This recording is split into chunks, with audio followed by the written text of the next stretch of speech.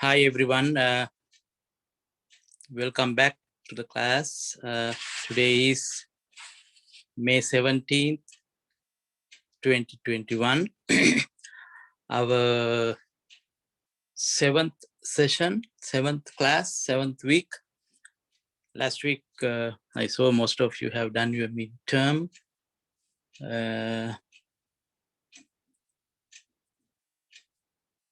So now today we are moving on with the other classes. I thought today we should pay attention to we were talking about the spread of Buddhism in South and Southeast Asia. So in South Asia, when we say South Asia, from India to South, just imagine the map of India, and below India, there's a small island called Sri Lanka. Very little island, about the size of West Virginia here, about the size of West Virginia. And usually they say California is 6 times bigger than Sri Lanka. California is 6 times bigger than Sri Lanka. So you can imagine how small that country is. But the very important thing to remember is, even though we, Sri Lanka, I call we because I am from Sri Lanka. Even though the country was so close to India, it's very close. Like very recently, somebody swimmed from one country to the other country in the nearest place. It's like 22 miles. Somebody swam, you know. So even though the small island was so close to India in the history, because the country has the history of over 3,000 years of written history. 3,000 years of written history, a very long history. And during that period, the country, the island, Sri Lanka, never became a part of India. That is very important thing. India could not get hold of Sri Lanka for the last 3,000 years. Don't know in the future. But Sri Lanka, became a colony. Sri Lanka became a colony for the British, Dutch, and Portuguese, but not India. That's a different story. So anyway, we were discussing about King Ashoka's contribution to spread of Buddhism in the 3rd century BCE. 3rd century BCE means before the Common Era, at least 250 years before the birth of Christ. During that period, King Ashoka, after the 3rd council, now these things, after the 3rd council, he sent out missionaries to 9 countries, some of the Indian regions as well as outside countries. So 9 regions actually. So Sri Lanka is one of them. So Sri Lanka received Buddhism in the earliest time of its history. In the Buddhist history, Sri Lanka received Buddhism in the earliest period, 2nd or 3rd century. In the middle of the 3rd century, Sri Lanka received Buddhism as a result of as a direct result of King Ashoka's missionary work.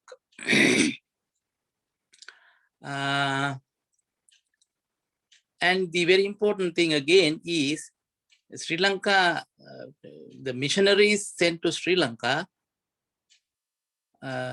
were composed of none other than King Ashoka's son. His name is Mahinda. Mahinda became an arahant, became a monk, and then he became enlightened. And he was sent to Sri Lanka to propagate, to spread Buddhism in Sri Lanka. So in the 3rd century, in the middle of the 3rd century, after the Buddhist council, Mahinda went to Sri Lanka along with group of other monks, about 6 other monks. And the story, there's a big story. We are not going to pay attention to that today, but what happened was he was able to convert the king at that time in Sri Lanka. At that time, the king in Sri Lanka was, his name is Tissa, Devanampiya Tissa. Devanampiya means an addition to his name. Just like King Ashoka, he had the designation Devanampiya, beloved by the gods, loved by the gods. King Ashoka used that name, and they were very good friends. King Ashoka and Devanampiya, Tissa in Sri Lanka. They were very good friends, and the king in Sri Lanka also used the his friend's name. He added his friend's name to his name. So that's why he became Devanampiya Tissa, beloved by the gods. Tissa, beloved by the gods. So anyhow, the monks, King Mahinda, Arahant Mahinda, and King at that time here, they are Tissa. They became very good friends, and then the monks explained their mission, why they came to Sri Lanka, and the king was so delighted, and King supported to spread Buddhism in Sri Lanka. That was the start.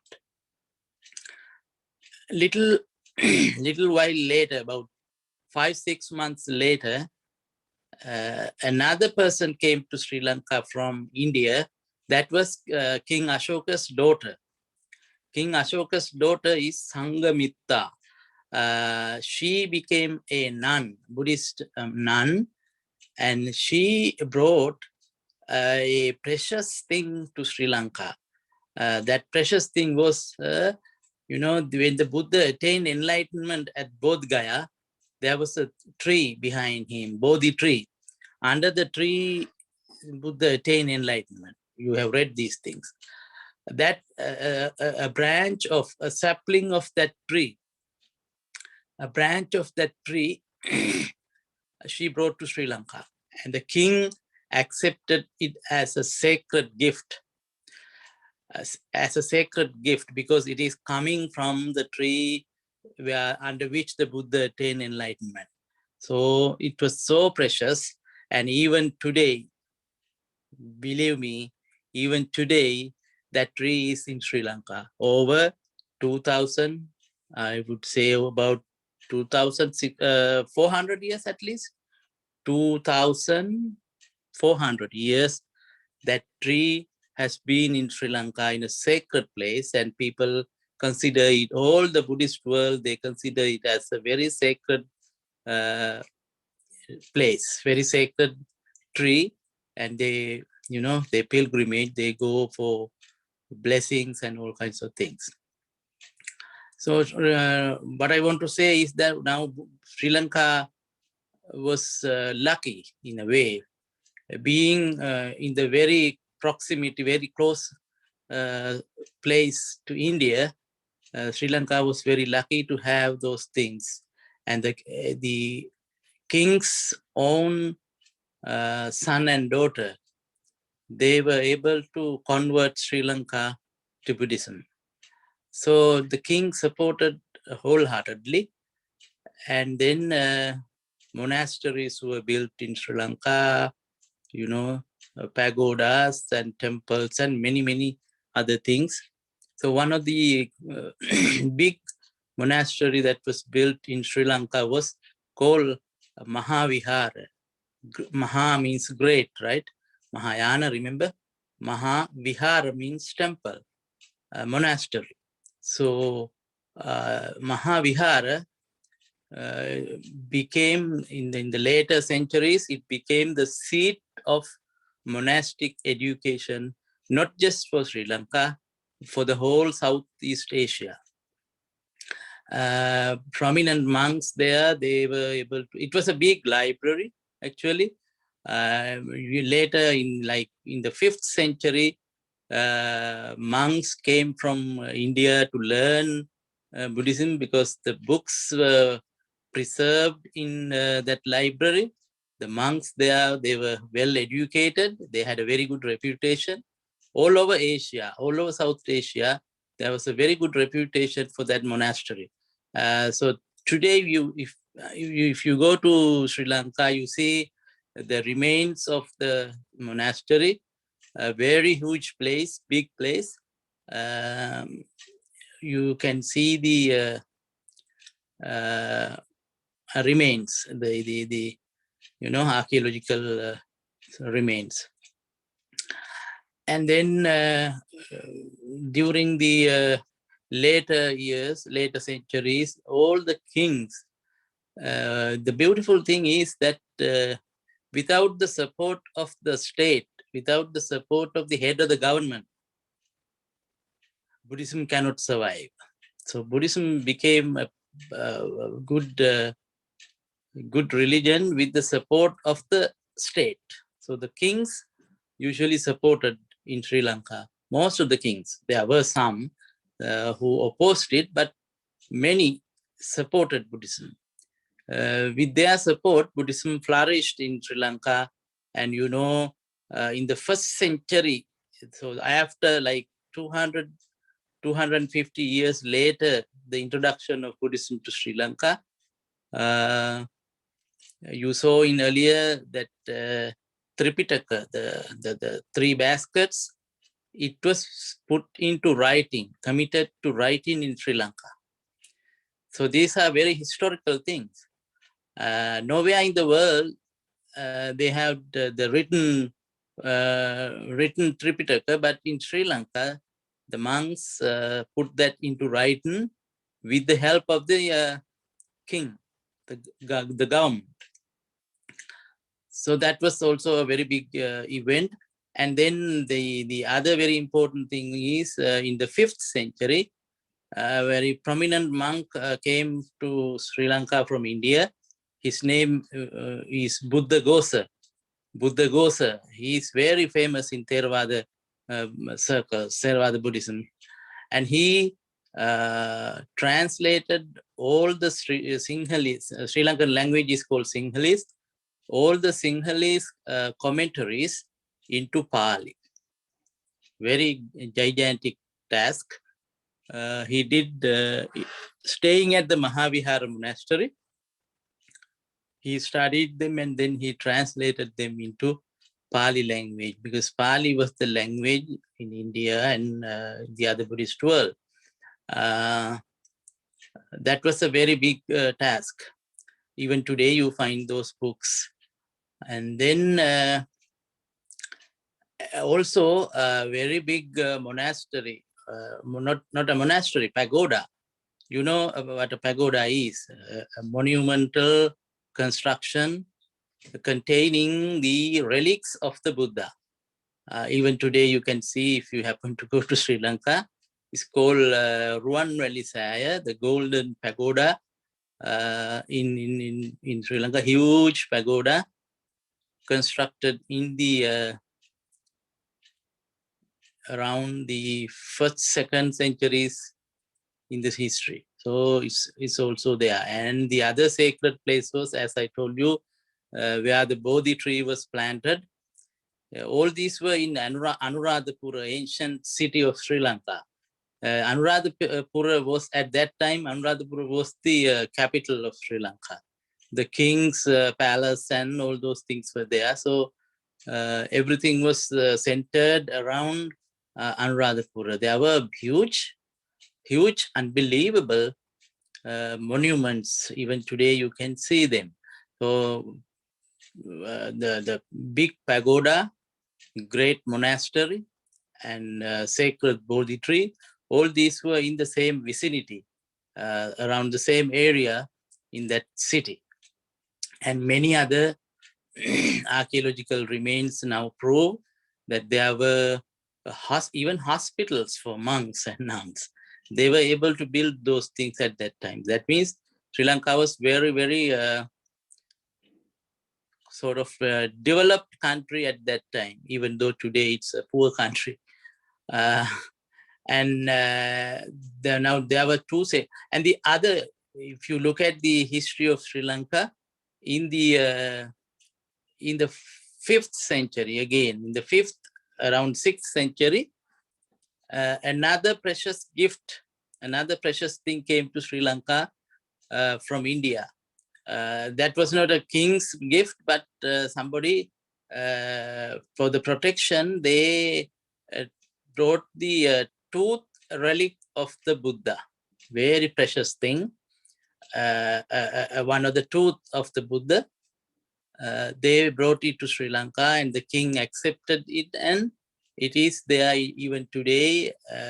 Very precious place in Kandy, tooth relic temple. If you mention it, anybody, in the Buddhist world, everybody knows it. A lot of people visit there, just like people go to Buddha Gaya and other places. So these special things are there. Those are, culturally. Then there were, new traditions arose based on these sacred things.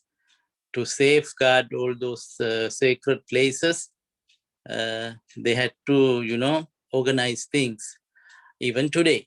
So over the last many centuries, Sri Lankan people have been protecting these things and venerating these things and receiving blessings out of these things.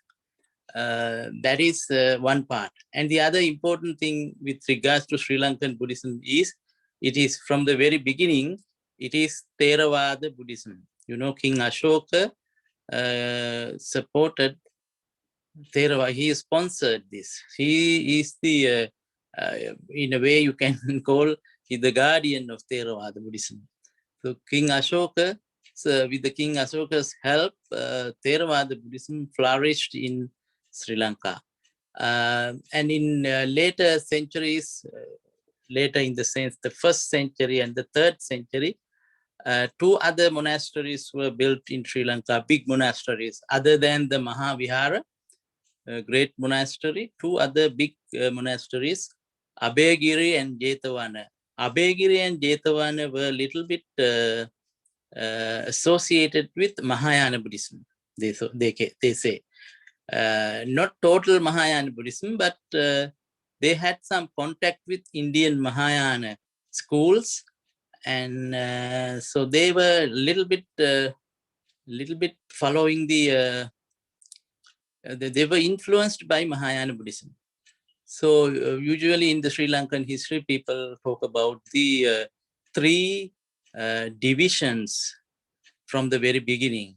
3 divisions because of these 3 basic influential monasteries: Mahavihara, Abhayagiri, and Jetavana. Mahavihara, Abhayagiri, Jetavana. These 3 monasteries. They were big centers, educational seats. A lot of monks were living there, practicing and teaching and studying, like universities. So that was it. That was the spread of Buddhism in Sri Lanka. And new Theravada Buddhism, Sri Lanka became the hub, the center for Theravada Buddhism, because India lost Buddhism, and Indian Buddhism had many other branches too, as we saw, Tantrayana and Mahayana and all that. But in Sri Lanka, it became the stronghold. It is the like the spring of Theravada Buddhism. Later, from Sri Lanka, it went to other countries. That's how it is said. And the Tripitaka was put into writing, and then the commentaries, that is one of the gigantic tasks.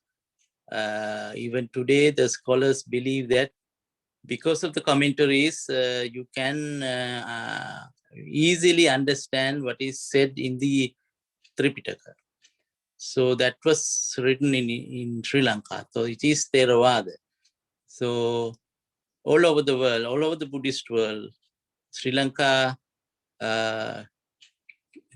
is highly recognized as a country, as a nation who promoted Theravada Buddhism. And it flourished there for a long, long time. Sometimes the invasions came from India. Some Tamils were able to attack Sri Lanka and get the throne for some time. And still, Sri Lanka was able to maintain their unity. And if you come to recent history, Sri Lanka, recent in the sense like about 500, 600 years ago, Sri Lanka became a colony of the first in the 1505. Portuguese people invaded Sri Lanka. At the beginning, they just invaded the coastal areas, the southern part of Sri Lanka, and later they were able to get hold of many parts of Sri Lanka. And again, in about 150 years later, in the 1668, I think, 1668, another nation grabbed the good hold of Sri Lanka. They were called Dutch.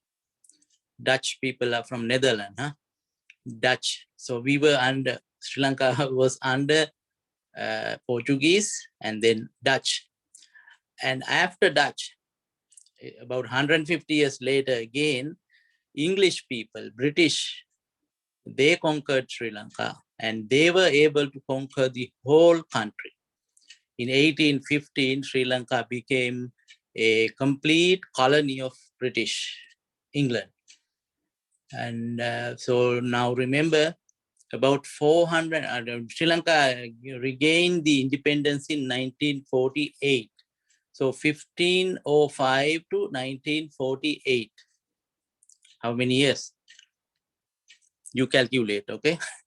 Around 450 years, Sri Lanka were under colonialist. Colonialist means at that time, powerful countries, they were able to invade the less powerful countries with a lot of resources and all that. They actually ransom those things. So these three countries, Portuguese, Dutch, and British, they were able to rule Sri Lanka for 450 years, around 450 years. But still, all those three countries are, they were spreading Catholicism, Catholic religion, and Christianism. Catholicism and Christianism, all 450 years, but still they were ruthlessly converting people to those religions. But still, Sri Lanka is still 72% still Buddhist. Nowhere in the world you see this thing. Colonialists went to different countries and they invaded Asia and Africa, many countries.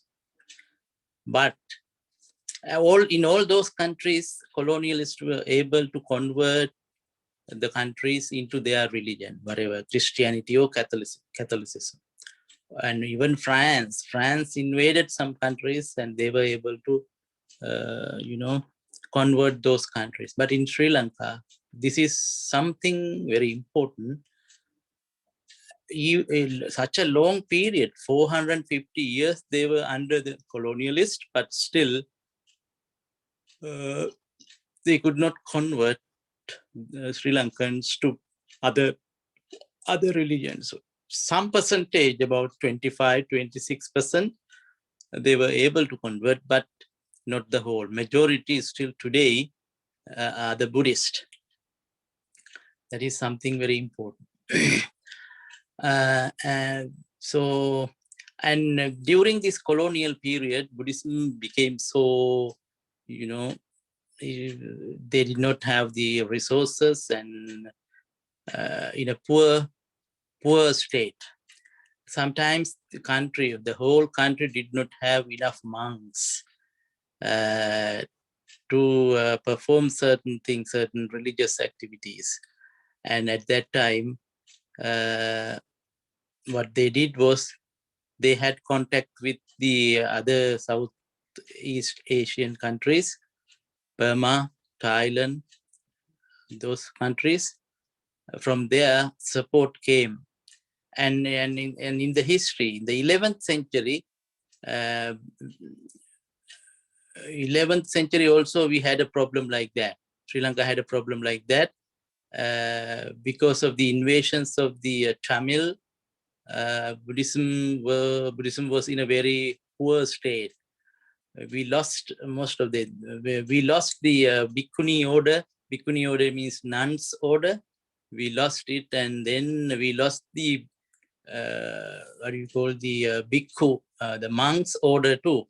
And then we borrowed from Burma. Sri Lanka borrowed Buddhism again from Burma. That's how Sri Lanka and the Southeast Asian countries became friends because of Buddhism. Buddhism is the thread that binds these countries together. Sri Lanka, Thailand, Burma, Laos, Cambodia, all those countries are Theravada countries, and they are even today, they are sort of friendly to each other because of Buddhism. That happens, in the Middle East countries, Muslim countries, they are friends sometimes, but sometimes big opponents too. Because of their belief and their practice, they are friendly. So Theravada countries, we see that aspect. So we sometimes borrowed from them, and we also, exchange whatever we had. This exchange helped to flourish Buddhism in this South and Southeast Asia. We are talking about those countries now. So Theravada Buddhism was able to give and take, exchange, whenever in scarcity, whenever in danger, support came from the other Buddhist countries. When they had the problem, Sri Lanka helped them. So in the same way, these countries became so friendly. So Buddhism flourishes in these countries with the support of each other. And now, because of Sri Lanka being a hub of Theravada Buddhism, it had the role of like leading role of propagating Theravada Buddhism. So for that thing, the commentaries I told you, commentaries were written in Sri Lanka. So Sri Lanka became the leading country of Theravada Buddhism.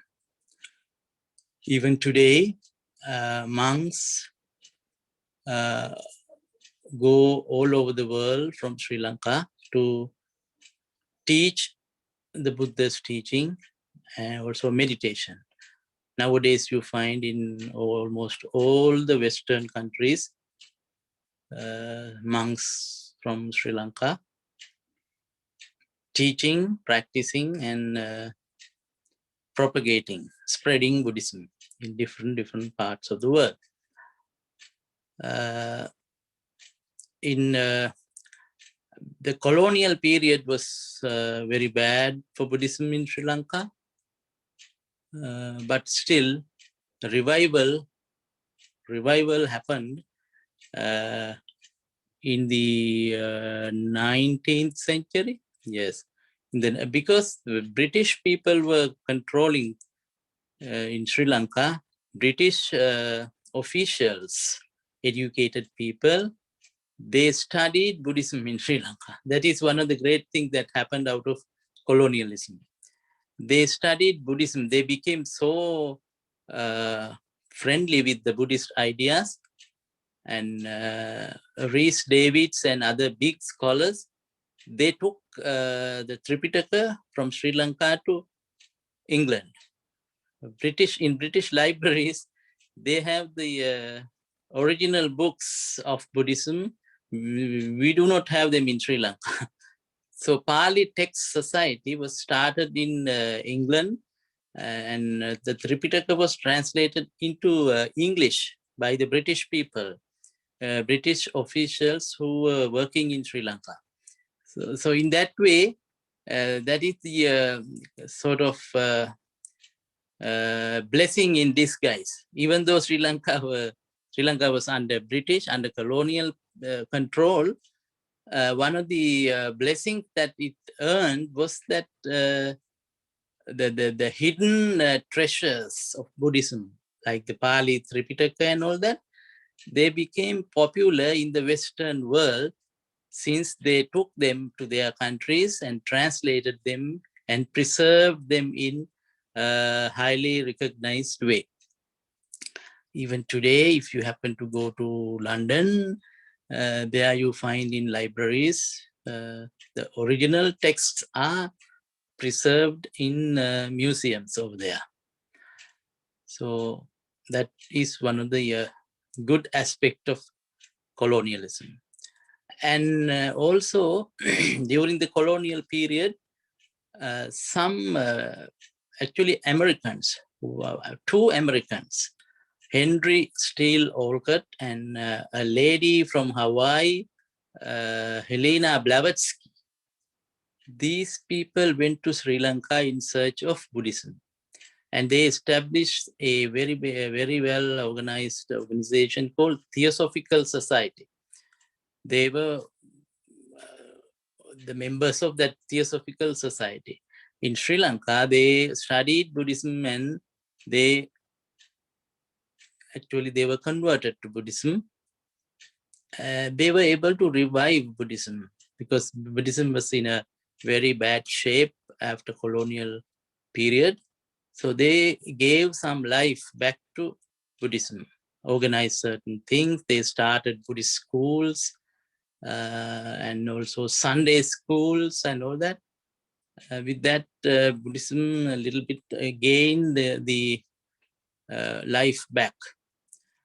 That was the very long history. I just summarized the long history. So one of the great events if you look at back, introduction of Buddhism to Sri Lanka, and then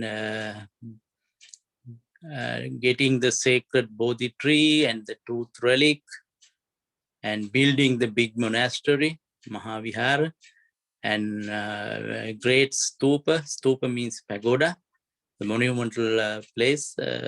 Not just one stupa, many of them in Sri Lanka. Sacred places, sacred cities, and also writing down the Tripitaka in the 1st century CE, and then the commentaries. So these big things happen in Sri Lanka. So you see in Theravada Buddhism flourished in Sri Lanka. It preserved the teachings of the Buddha. If that thing didn't happen in Sri Lanka, we would have lost the Tripitaka. Tripitaka was preserved in Sri Lanka. One of the great tasks that the monks of Sri Lanka, people of Sri Lanka did was preserving the original teachings as it is. Nowhere in the world, in the other Buddhist world and the other Buddhist countries, you find the complete Tripitaka like in Sri Lanka. So they have the credit for that. Sri Lanka has the credit for that. Because of their preservation, their effort, they were able to get that credit, and we should recognize it. So, and the practice of Buddhism in Sri Lanka, as I told you many times, is the Theravada branch of Buddhism. Later, we will see in other classes that this branch of religion, Theravada Buddhism, how it became popular in some other countries like Thailand, Burma, Laos, Cambodia, like Southeast Asian countries. So that is it for today. So the topic today was Buddhism in Sri Lanka, introduction and the spread of Buddhism in Sri Lanka. You can Google and as you always do, search for more information, more details, and be familiar with the Buddhism in Sri Lanka a little bit. I hope that's it for today, and everything looks good so far. Thank you very much, and if you have any question, please email me. You will get the homework and other things. We have like 3 more weeks to go. Yes, 3 more weeks to go. So good luck with your studies. Thank you very much.